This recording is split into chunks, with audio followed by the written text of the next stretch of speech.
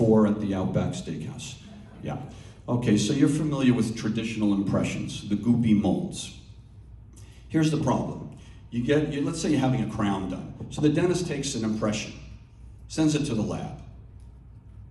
You go home, you had a shot, you had drilling, you're wearing a temporary crown. A few days later, the secretary calls you up and says, "Hey, Mrs. Jones, I'm really sorry, but the lab called us, the impression wasn't good. You gotta come back in."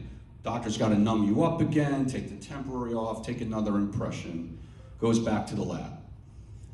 Round 3, you come back for your crown, and the dentist tries the crown in, and he says, "You know, I'm a perfectionist, Mrs. Jones, and I'm not gonna put anything in your mouth unless it's perfect. And this crown just doesn't fit right. It's not perfect. So I'm gonna take another impression again." Round 3, third impression. Goes to the lab. You come back again a couple of weeks later, 2-3 weeks later, the dentist is putting in the crown, and he says, "Yay, it fits, we're gonna cement it in." Great, and he cements it in, and a year later you come back in for a cleaning, and they take an x-ray, and there's a giant cavity underneath the crown.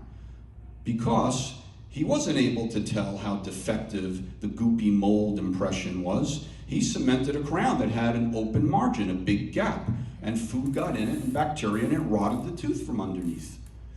How do you prevent that stuff from happening? Well, the answer is digital impressions. Back in 2008, this technology was developed in Tel Aviv, Israel, where we don't take goopy molds anymore. We do a scan.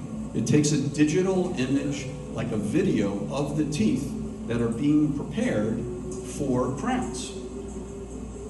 The music is just background music coming from my office because this is a live case that's happening that we took a video of. This is someone that had 4 old crowns where the teeth were rotting underneath. We took the crowns off, and now we're taking a digital impression instead of the goopy molds. So this model is you. It's a virtual model of you that's going to the lab. It's as if your mouth is in the lab. They're making the crowns on you. They're not making a crown on a rubber mold where plaster got poured in. And by the way, in a dental lab, the lowest paid employee and the employees that have the most in and out, leaving, coming, transitory employees, lowest paid employees in a dental lab are the people that pour the impressions, the people that mix the water and the powder and pour into the mold that was taken.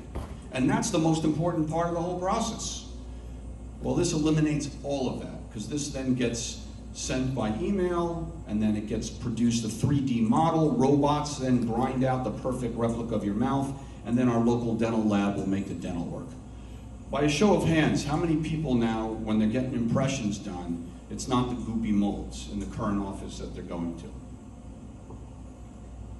Okay, well, we have a patient here in mind, so I'm going to say 3 out of 40 people. This technology has been around since 2008. I mean, it's not cheap technology, but I'm sure most dentists are able to afford investing in this technology. Plus, it saves a lot of money on impression materials too. So it actually eventually it saves enough money to pay for itself. But there's really no excuse anymore. It's 2023 not to be using digital impressions. It's really silly.